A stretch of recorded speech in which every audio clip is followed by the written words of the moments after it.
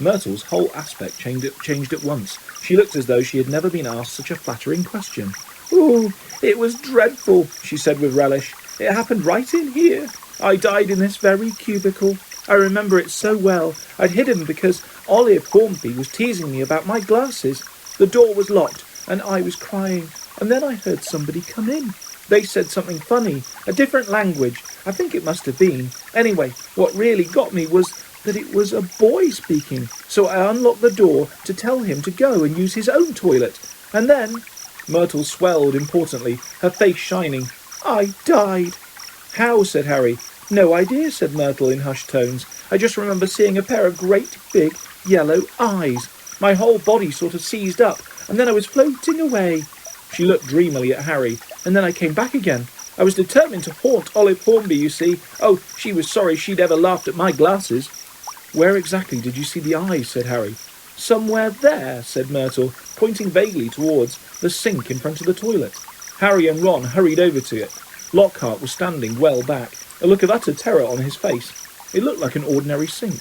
They examined every inch of it, inside and out, including the pipes below, and then Harry saw it.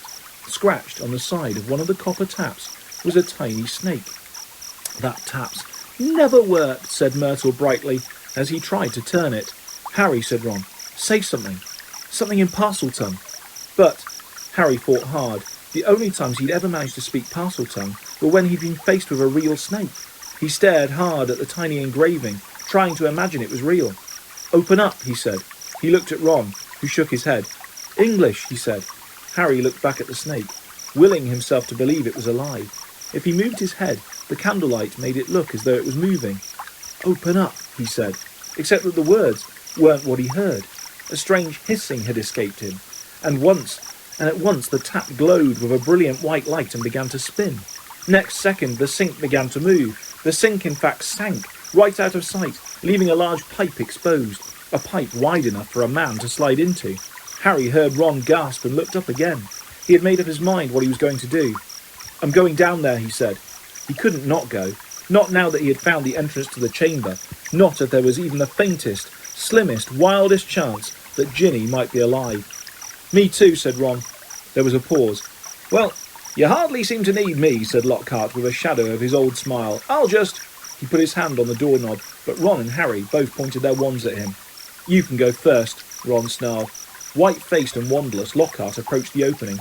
"Boys," he said, his voice feeble. "Boys, what good will it do?" Harry jabbed him in the back with his wand. Lockhart slid his legs into the pipe. "I really don't think—" he started to say, but Ron gave him a push, and he slid out of sight. Harry followed quickly. He lowered himself slowly into the pipe, then let go. It was like rushing down an endless, slimy, dark slide. He could see more pipes branching off in all directions, but none as large as theirs, which twisted and turned, sloping steeply downwards. And he knew that he was falling deeper below the school than even the dungeons. Behind him he could hear Ron thudding slightly at the curves. And then, just as he had begun to worry what would happen when he hit the ground, the pipe levelled out, and he shot out of the end with a wet thud, landing on the damp floor of the dark stone tunnel, large enough to stand in. Lockhart was getting to his feet, and a little way away, covered in slime and white as a ghost. Harry stood aside as Ron came whizzing out of the pipe too. "We must be miles under the school," said Harry, his voice echoing in the black tunnel. "Under the lake, probably," said Ron, squinting around at the dark, slimy walls. All three of them turned to stare into the darkness ahead. "Loomis," Harry muttered to his wand, and it lit again. "Come on," he said to Ron and Lockhart, and off they went, their footsteps slapping loudly on the wet floor. The tunnel was so dark that they could only see a little distance ahead. Their shadows on the wet walls looked monstrous in the wand light. "Remember," Harry said quietly, as they walked cautiously forward, "any sign of movement, close your eyes straight away." But the tunnel was quiet as the grave, and the first unexpected sound they heard was a loud crunch as Ron stepped on what turned out to be a rat's skull. Harry lowered his wand to look at the floor, and saw it was littered with small animal bones. Trying very hard not to imagine what Ginny might look like if they found her, Harry led the way forward, round a dark bend in the tunnel. "Harry, there's something up there," said Ron hoarsely. Grabbing Harry's shoulder, they froze, watching. Harry could just see the outline of something huge and curved, lying right across the tunnel. It wasn't moving. "Maybe it's asleep," he breathed, glancing back at the other two. Lockhart's hands were pressed over his eyes. Harry turned back to look at the thing, his heart beating so fast it hurt. Very slowly, his eyes as narrow as he could make them, and still see, Harry edged forward, his wand held high. The light slid over a gigantic snakeskin, of a vivid poisonous green, lying curled and empty across the tunnel floor. The creature that had shed it must have been 20 feet long at least. "Blimey," said Ron weakly. There was a sudden movement behind them. Gilderoy Lockhart's knees had given way. "Get up," said Ron sharply, pointing his wand at Lockhart. Lockhart got to his feet. Then he dived at Ron, knocking him to the ground. Harry jumped forward, but too late. Lockhart was straightening up, panting, Ron's wand in his hand, and a gleaming smile back on his face. "The adventure ends here, boys," he said. "I shall take a bit of this skin back up to the school, tell them I was too late to save the girl, and that you two tragically lost your minds at the sight of her mangled body. Say goodbye to your memories." He raised Ron's sellotaped wand high over his head, and yelled, "Obliviate!" The wand exploded with the force of a small bomb. Harry flung his arms over his head and ran, slipping over the coils of snakeskin, out of the way of great chunks of tunnel ceiling which were thundering to the floor. Next moment he was standing alone, gazing at a solid wall of broken rock. "Ron," he shouted. "Are you okay, Ron?" "I'm here," came Ron's muffled voice from behind the rockfall. "I'm okay. This Git's not, though. He got blasted by the wand." There was a dull thud and a loud "Ow!" It sounded as though Ron had just kicked Lockhart in the shins. "What now?" Ron's voice said, sounding desperate. "We can't get through. It'll take ages." Harry looked up at the tunnel ceiling. Huge cracks had appeared in it. He had never tried to break apart anything as large as these rocks by magic, and now didn't seem a good moment to try. What if the whole tunnel caved in? There was another thud and another ow from behind the rocks. They were wasting time. Ginny had already been in the Chamber of Secrets for hours. Harry knew there was only one thing to do. "Wait there," he yelled to Ron. "Wait with Lockhart. I'll go on. If I'm not back in an hour." There was a very pregnant pause. "I'll try and shift some of this rock," said Ron, who seemed to be trying to keep his voice steady, "so you can get back through. And Harry—" "See you in a bit," said Harry, trying to inject some confidence into his shaking voice, and he set off alone, past the giant snakeskin. Soon the distant noise of Ron straining to shift the rocks was gone. The tunnel turned and turned again. Every nerve in Harry's body was tingling unpleasantly. He wanted the tunnel to end, yet dreaded what he'd find when he did. And then, at last, as he crept around yet another bend, he saw a solid wall ahead, on which two entwined serpents were carved, their eyes set with great, glinting emeralds.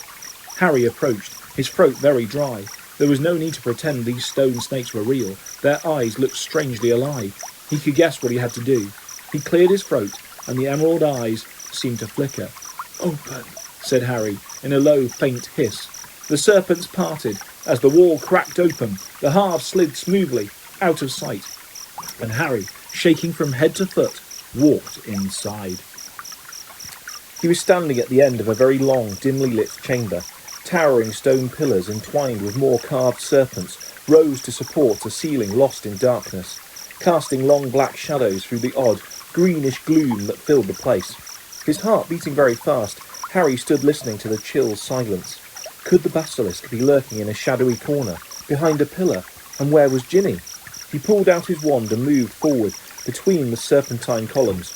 Every careful footstep echoed loudly off the shadowy walls. He kept his eyes narrowed, ready to clamp them shut at the smallest sign of movement. The hollow eye sockets of the stone snakes seemed to be following him. More than once, with a jolt of his stomach, he thought he saw one stir. Then, as he drew level with the last pair of pillars, a statue high as the chamber itself loomed into view, standing against the back wall. Harry had to crane his neck to look up into the giant face above.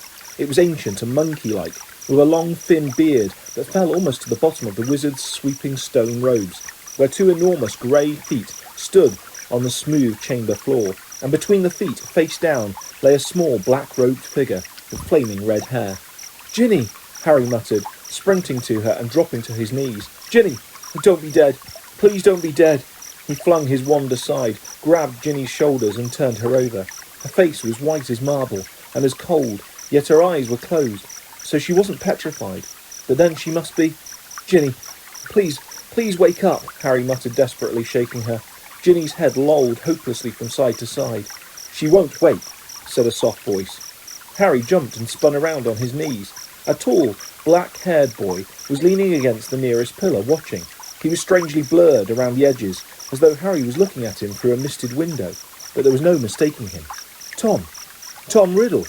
Riddle nodded, not taking his eyes off Harry's face. What do you mean she won't wake? Harry said desperately. She's not... She's still alive, said Riddle, but only just. Harry stared at him. Tom Riddle had been at Hogwarts 50 years ago, yet here he stood, a weird misty-like shining about him, not a day older than 16. Are you a ghost? Harry said uncertainly. A memory, said Riddle quietly, preserved in a diary for 50 years. He pointed towards the floor near the statue's giant toes. Lying open there was the little black diary Harry had found in Moaning Myrtle's bathroom. For a second, Harry wondered how it had got there, but there were more pressing matters to deal with. You've got to help me, Tom, Harry said, raising Ginny's head again. We've got to get her out of here. There's a basilisk. I don't know where it is, but it could be along any moment. Please help me. Riddle didn't move. Harry, sweating, managed to hoist Ginny half off the floor and bent to pick up his wand again, but his wand had gone. Did you see? He looked up. Riddle was still watching him, twirling Harry's wand between his long fingers. Thanks, said Harry, stretching out his hand for it. A smile curled the corners of Riddle's mouth. He continued to stare at Harry, twirling the wand idly. Listen, said Harry urgently, his knees sagging with Ginny's dead weight. We've got to go. If the basilisk comes... It won't come until it is called, said Riddle calmly. Harry lowered Ginny back onto the floor, unable to hold her up any longer. What do you mean? He said. Look, give me my wand. I might need it. Riddle's smile broadened. You won't be needing it, he said. Harry stared at him. What do you mean I won't be... I waited a long time for this, Harry Potter, said Riddle, for the chance to see you, to speak to you. Look, said Harry, losing patience, I don't think you get it. We're in the Chamber of Secrets. We can talk later. We're going to talk now, said Riddle, still smiling broadly, and he pocketed Harry's wand. Harry stared at him. There was something very funny going on here. How did Ginny get like this? He asked slowly. Well, that's an interesting question, said Riddle pleasantly, and quite a long story. I suppose the real reason Ginny Weasley's like this is because she opened her heart and spilled all her secrets to an invisible stranger. What are you talking about? Said Harry. The diary, said Riddle. My diary. Little Ginny's been writing in it for months and months, telling me all her pitiful worries and woes, how her brothers tease her, how she had to come to school with second-hand robes and books, how... Riddle's eyes glinted. How she didn't think famous, good, great Harry Potter would ever look at her.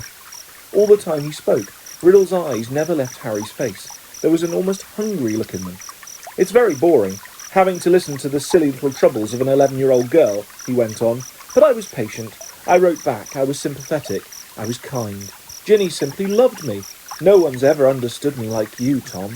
I'm so glad I've got this diary to confide in. It's like having a friend I can carry around in my pocket. Riddle laughed, a high, cold laugh that didn't suit him. It made the hairs stand up on the back of Harry's neck. If I say it myself, Harry, I've always been able to charm the people I needed. So Ginny poured out her soul to me, and her soul happened to be exactly what I wanted. I grew stronger and stronger on a diet of her deepest fears, her darkest secrets. I grew powerful, far more powerful than little Miss Weasley, powerful enough to start feeding Miss Weasley a few of my secrets, to start pouring a little of my soul back into her. What do you mean? Said Harry, whose mouth had gone very dry. Haven't you guessed yet, Harry Potter? Said Riddle softly. Ginny Weasley opened the Chamber of Secrets. She strangled the school roosters and daubed threatening messages on the walls. She sat on the serpent. She set the serpent of Slytherin on 4 mudbloods and the Squib's cat. No, Harry whispered. Yes, said Riddle calmly. Of course, she didn't know what she was doing at first. It was very amusing.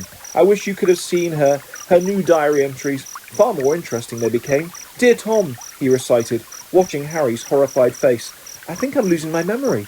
There are rooster feathers all over my robes, and I don't know how they got there. Dear Tom, I can't remember what I did on the night of Halloween, but a cat was attacked, and I've got paint all down my front.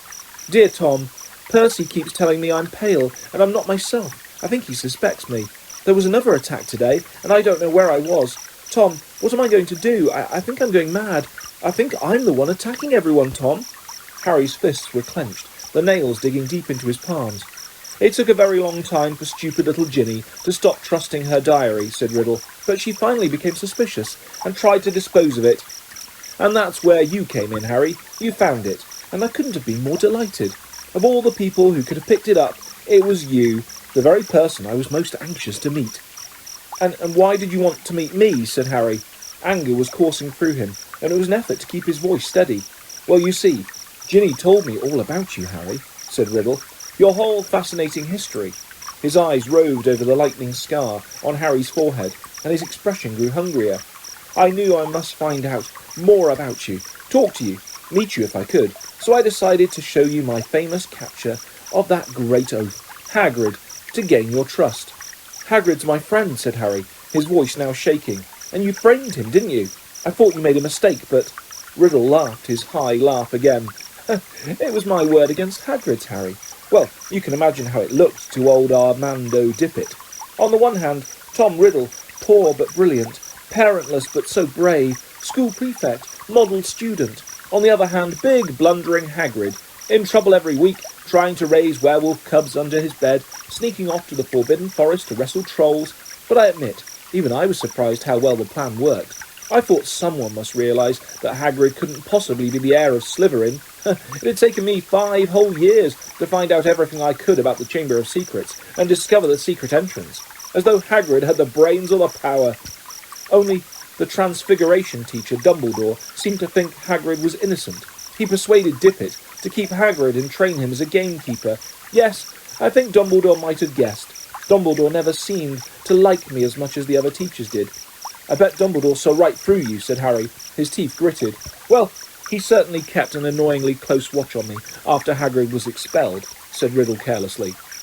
I knew it wouldn't be safe to open the chamber again while I was still at school, but I wasn't going to waste these long years I'd spent searching for it. I decided to leave behind a diary, preserving my 16-year-old self in its pages, so that one day, with luck, I would be able to lead another in my footsteps, to finish Salazar Slytherin's noble work.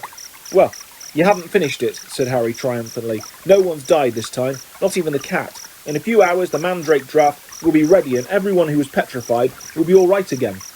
Haven't I already told you, said Riddle quietly, that killing mudbloods doesn't matter to me anymore? For many months now my new target has been you. Harry stared at him. Imagine how angry I was when the next time my diary was opened, it was Ginny who was writing to me, not you. She saw you with the diary, you see, and panicked. What if you found out how to work it? And I repeated all her secrets to you. What if, even worse, I told you who'd been strangling roosters? So the foolish little brat waited until your dormitory was deserted and stole it back. But I knew what I must do. It was clear to me that you were on the trail of Slytherin's heir.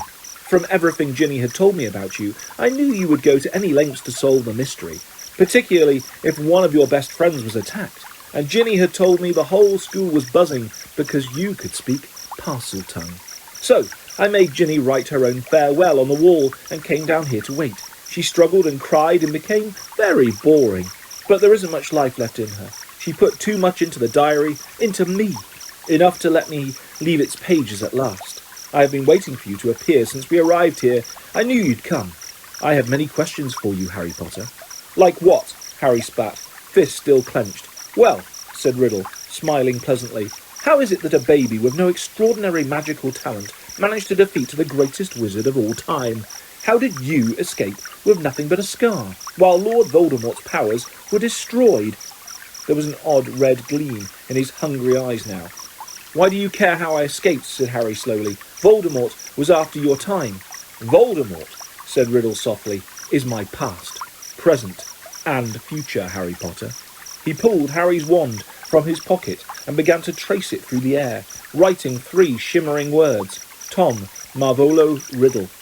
Then he waved the wand once, and the letters of his name rearranged themselves. I am Lord Voldemort. You see, he whispered, it was a name I was already using at Hogwarts. To my most intimate friends only, of course. You think I was going to use my filthy muggle father's name forever? I, in whose veins runs the blood of Salazar Slytherin himself through my mother's side? I keep the name of a foul common muggle who abandoned me even before I was born, just because he found out his wife was a witch? No, Harry, I fashioned myself a new name. A name I knew wizards everywhere would one day fear to speak. when I had become the greatest sorcerer in the world. Harry's brain seemed to have jammed. He stared numbly at Riddle, at the orphan boy who had grown up to murder Harry's own parents, and to many others. At last he forced himself to speak. "You're not," he said, his quiet voice full of hatred. "Not what?" snapped Riddle. "Not the greatest sorcerer in the world," said Harry, breathing fast. "Sorry to disappoint you and all that, but the greatest wizard in the world is Albus Dumbledore. Everyone says so. Even when you were strong, you didn't dare try and take over at Hogwarts. Dumbledore saw through you when you were at school, and he still threatens you now, wherever you're hiding these days." The smile had gone from Riddle's face, to be replaced by a very ugly look. "Dumbledore's been driven out of the castle by the mere memory of me," he hissed. "He's not as gone as you might think," Harry retorted. He was speaking at random, wanting to scare Riddle, wishing rather than believing it to be true. Riddle opened his mouth but froze. Music was coming from somewhere. Riddle whirled around to stare down the empty chamber. The music was growing louder. It was eerie, spine-tingling, unearthly. It lifted the hair on Harry's scalp and made his heart feel as though it was swelling to twice its normal size.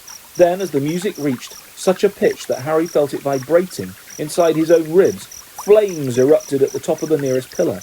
A crimson bird, the size of a swan, had appeared, piping its weird music to the vaulted ceiling. It had a glittering gold tail as long as a peacock's and gleaming golden talons, which were gripping a ragged bundle. A second later, the bird was flying straight at Harry. It dropped the ragged thing it was carrying at his feet, then landed heavily on his shoulder.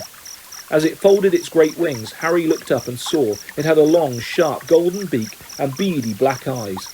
The bird stopped singing. It sat still and warm next to Harry's cheek, gazing steadily at Riddle. "That's a phoenix," said Riddle, staring shrewdly back at it. "Fawkes," Harry breathed, and he felt the bird's golden claws squeeze his shoulder gently. "And that," said Riddle, now eyeing the ragged thing that Fawkes had dropped, "that's the old-school sorting hat." So it was. Patched, frayed and dirty, the hat lay motionless at Harry's feet. Riddle began to laugh again. He laughed so hard that the dark chamber rang with it, as though 10 Riddles were laughing at once. "This is what Dumbledore sends his defender, a songbird and an old hat. Do you feel brave, Harry Potter? Do you feel safe now?" Harry didn't answer. He might not see what use Fawkes or the sorting hat were, but he was no longer alone, and he waited with mounting courage for Riddle to stop laughing. "To business, Harry," said Riddle, still smiling broadly. "Twice, in your past, in my future, we have met, and twice I failed to kill you. How did you survive? Tell me everything. The longer you talk," he added softly, "the longer you stay alive." Harry was thinking fast, weighing his chances. Riddle had the wand. He, Harry and Fawkes, and the sorting hat, neither of which were much good in a duel. It looked bad, all right, but the longer Riddle stood there, the more life was dwindling out of Ginny. And in the meantime, Harry noticed suddenly Riddle's outline was becoming clearer, more solid. If it had to be a fight between him and Riddle, better sooner than later. "No one knows why you lost your powers when you attacked me," said Harry abruptly. "I don't know myself, but I know why you couldn't kill me, because my mother died to save me. My common, muggle-born mother," he added, shaking with suppressed rage. "She stopped you killing me, and I've seen you real now. I saw you last year. You're a wreck. You're barely alive. That's where all your power that's where all your power got you. You're in hiding. You're ugly. You're foul." Riddle's face contorted. Then he forced it into an awful smile. "So, your mother died to save you. Yes, that's a powerful counter-charm. I can see now. There is nothing special about you after all. I wondered, you see, because there are strange likenesses between us, Harry Potter. Even you must have noticed. Both half-bloods, orphans, raised by muggles, probably the only 2 Parselmouths to come to Hogwarts since the great Slytherin himself. We even look something alike. But after all, it was merely a lucky chance that saved you from me. That's all I wanted to know." Harry stood, tense, waiting for Riddle to raise his wand, but Riddle's twisted smile was widening again. "Now, Harry, I'm going to teach you a little lesson. Let's match the powers of Lord Voldemort, heir of Salazar Slytherin, against famous Harry Potter, and the best weapons Dumbledore can give him." He cast an amused eye over Fawkes and the sorting hat, then walked away.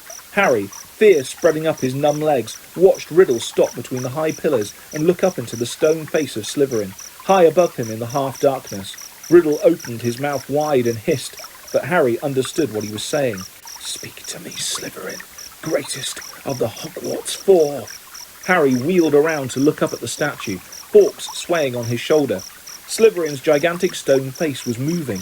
Horror-struck, Harry saw his mouth opening wider and wider to make a huge black hole, and something was stirring inside the statue's mouth.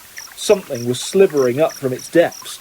Harry backed away until he hit the dark chamber wall, and as he shut his eyes tight, he felt Fawkes' wings sweep his cheek as he took flight. Harry wanted to shout, "Don't leave me!" But what chance did a phoenix have against the King of Serpents? Something huge hit the stone floor of the chamber. Harry felt it shudder. He knew what was happening. He could sense it, could almost see the giant serpent uncoiling itself from Slytherin's mouth. Then he heard Riddle's hissing voice. "Kill him!" The basilisk was moving towards Harry. He could hear its heavy body slithering ponderously across the dusty floor, eyes still tightly shut. Harry began to run blindly sideways, his hands outstretched, feeling his way. Riddle was laughing. Harry tripped. He fell hard onto the stone and tasted blood. The serpent was barely feet from him. He could hear it coming. There was a loud, explosive spitting sound right above him, and then something heavy hit Harry so hard that he was smashed against the wall. Waiting for fangs to sink through his body, he heard more mad hissing, something thrashing wildly off the pillars. He couldn't help it. He opened his eyes wide enough to squint at what was going on. The enormous serpent, bright, poisonous green, thick as an oaky trunk, had raised itself high in the air, and its great blunt head was weaving drunkenly between the pillars. As Harry trembled, ready to close his eyes if it turned, he saw what had distracted the snake. Fawkes was soaring round its head, and the basilisk was snapping furiously at him, with fangs long and thin as sabres. Fawkes dived, his long golden beak sank out of sight, and a sudden shower of dark blood splattered the floor. The snake's tail thrashed, narrowly missing Harry, and before Harry could shut his eyes it turned. Harry looked straight into its face, and saw that its eyes, both its great bulbous yellow eyes, had been punctured by the phoenix. Blood was streaming to the floor, and the snake was spitting in agony. "No!" Harry heard Riddle screaming. "Leave the bird! Leave the bird! The boy is behind you! You can still smell him! Kill him!" The blinded serpent swayed, confused, still deadly. Fawkes was circling its head, piping his eerie song, jabbing here and there at the basilisk's scaly nose as the blood poured from its ruined eyes. "Help me! Help me!" Harry muttered wildly. "Someone! Anyone!" The snake's tail whipped across the floor again. Harry ducked. Something soft hit his face. The basilisk had swept the sorting hat into Harry's arms. Harry seized it. It was all he had left, his only chance. He rammed it onto his head and threw himself flat onto the floor as the basilisk's tail swung over him again. "Help me! Help me!" Harry thought, his eyes screwed tight under the hat. "Please help me." There was no answering voice. Instead, the hat contracted, as though an invisible hand was squeezing it very tightly. Something very hard and heavy thudded onto the top of Harry's head, almost knocking him out. Stars winking in the front of his eyes, he grabbed the top of the hat to pull it off and felt something long and hard beneath it. A gleaming silver sword had appeared inside the hat, its handle glittering with rubies the size of eggs. "Kill the boy! Leave the bird! The boy is behind you! Sniff! Smell him!" Harry was on his feet, ready. The basilisk's head was falling, its body coiling round, hitting pillars as it twisted to face him. He could see the vast, bloody eye sockets, see the mouth stretching wide, wide enough to swallow him whole, lined with fangs long as his sword, thin, glittering, venomous. It lunged blindly. Harry dodged, and it hit the chamber wall. It lunged again, and its forked tongue lashed Harry's side. He raised the sword in both his hands. The basilisk lunged again, and this time its aim was true. Harry threw his whole weight behind the hot sword and drove it to the hilt into the roof of the serpent's mouth. But as warm blood drenched Harry's arms, he felt a searing pain just above his elbow. One long, poisonous fang was sinking deeper and deeper into his arm, and it splintered as the basilisk keeled over sideways and fell, twitching, to the floor.